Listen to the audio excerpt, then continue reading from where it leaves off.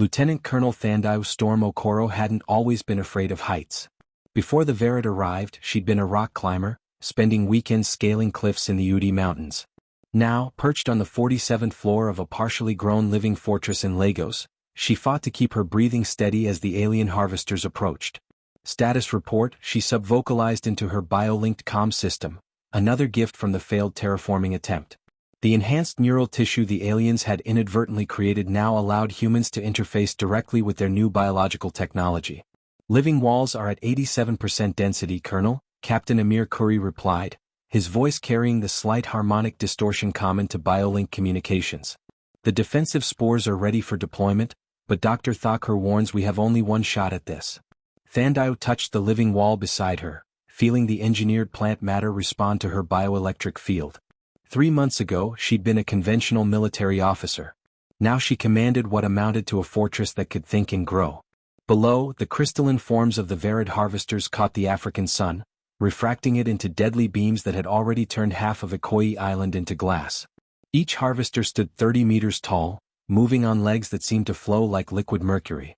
Remember, she broadcast to her troops, the harvesters can't process rapid biological changes. Hit them with everything at once. Don't give their adaptation algorithms time to compensate. The attack began at sunset. Dr. Adhira Thakur hadn't slept in 3 days. The makeshift lab in the Lagos fortress hummed with activity as her team worked to decode the latest mutations in their enhanced flora. Her hands shook as she adjusted the molecular visualizer, causing her colleague Dr. Zayamar Aguirre to look up from his own work with concern. You need rest, Adhira, he said, pushing a cup of synthetic caffeine toward her. The plants can sense your fatigue. It's affecting the growth patterns. She knew he was right. The symbiotic relationship between humans and the enhanced vegetation was still poorly understood, but their emotional states definitely influenced the plant's behavior.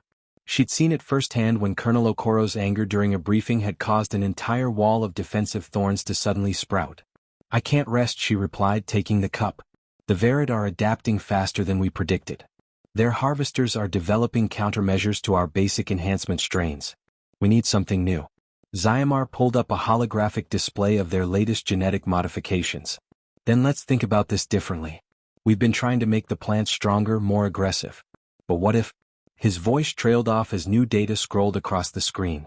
Adhira felt her exhaustion fade as she recognized the implications. Of course, she whispered.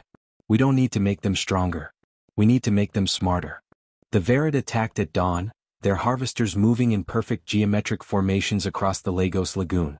Colonel Okoro watched from her command center as the alien machines left trails of crystallization in their wake, turning water into something that resembled diamond but was somehow wrong, as if the very molecular structure of reality had been twisted.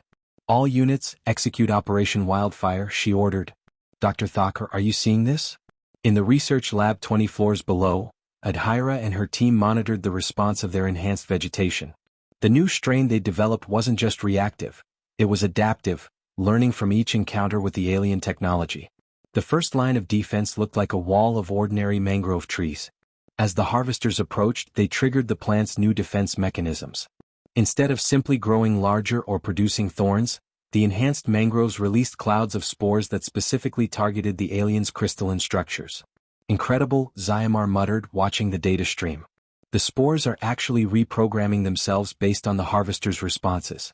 The battle that followed would later be called the turning point of Victoria Island. The Verid harvesters, encountering biological weapons that could learn and adapt as quickly as they could, began to malfunction. Their crystalline structures, designed to reconfigure matter, found themselves being reconfigured instead. Captain Amir Khoury led the ground team through the transformed streets of Lagos. The enhanced vegetation had turned the city into something out of a fever dream, buildings wrapped in living walls that shifted and moved, streets lined with plants that could track and respond to movement. Contact right, his sergeant called out. A harvester had broken through the defensive line, its crystal structure already showing signs of corruption from the adaptive spores. But it was still deadly, its matter reorganizing beams cutting through conventional barriers like they were mist. Amir raised his hand, connecting through his biolink to the surrounding plant life. The enhanced vegetation responded instantly, growing and moving to his will. It wasn't like controlling a weapon. It was more like dancing with a partner who could anticipate your moves. The harvester fired, its beam turning a section of street to crystal. But the enhanced plants were already moving, growing so fast they seemed to teleport, creating barriers that redistributed the energy of the alien weapon back against it. In her lab, Adhira watched the battle through both conventional sensors and the new biological feedback systems they developed. The enhanced plants were learning, evolving in real time as they encountered new alien threats. But more than that, they were teaching humans new ways to fight. The symbiosis is deeper than we thought, she told Zyamar as they monitored the data. Every time our soldiers interface with the enhanced flora, both sides adapt. We're not just using the plants as weapons, we're evolving together. Colonel Okoro's voice came through the biolink. Dr. Thakur, we're seeing new growth patterns in Sector 7.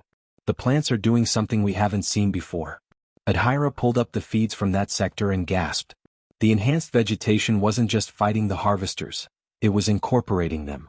Crystal structures were being engulfed and transformed, integrated into new forms of hybrid life that were neither fully Earth nor Verid technology.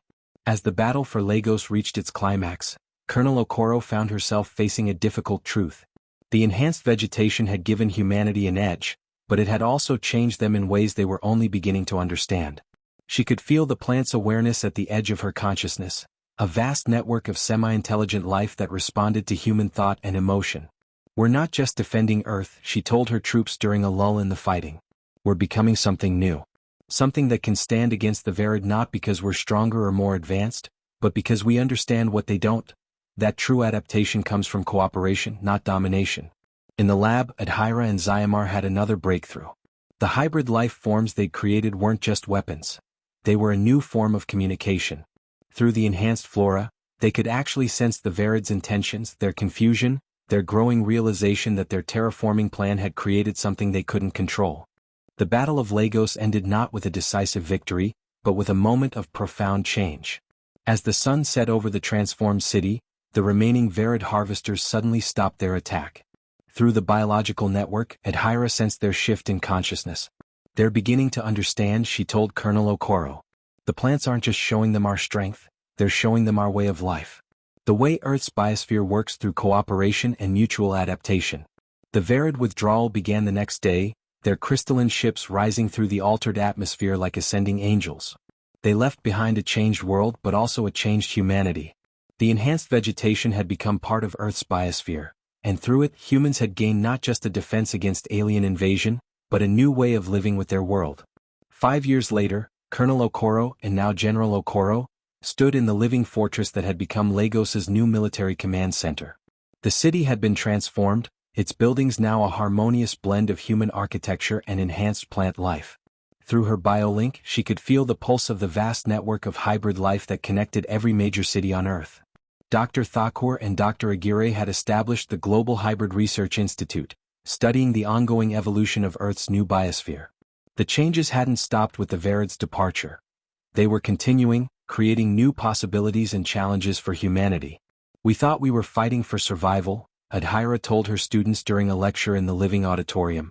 But what we were really fighting for was the right to change on our own terms. The Verid tried to terraform Earth, but instead they helped us realize that we were part of Earth's own terraforming process all along. In the years that followed, humanity would face new challenges and opportunities. The enhanced vegetation continued to evolve, creating new forms of architecture, transportation, and communication. But more importantly, it had given humans a new understanding of their place in the universe. They were no longer just inhabitants of Earth. They were partners in its evolution, connected through a living network that spanned the globe. The Verid's failed terraforming had succeeded in transforming Earth, just not in the way they had intended. Instead of remaking Earth in their image, they had helped Earth's biosphere remake itself, with humanity as an integral part of that process. As General Okoro looked out over the transformed city, she reflected on how far they had come. The fear of heights that had plagued her during those early battles was gone, replaced by a deep connection to the living architecture that now reached toward the sky. Through the biolink, she could feel the pulse of the city, the rhythm of millions of lives intertwined with the enhanced ecosystem they had helped create. We didn't just survive, she thought, touching the living wall beside her. We evolved. And somewhere out there, the Verid are probably still trying to understand how their perfect plan went so wonderfully wrong.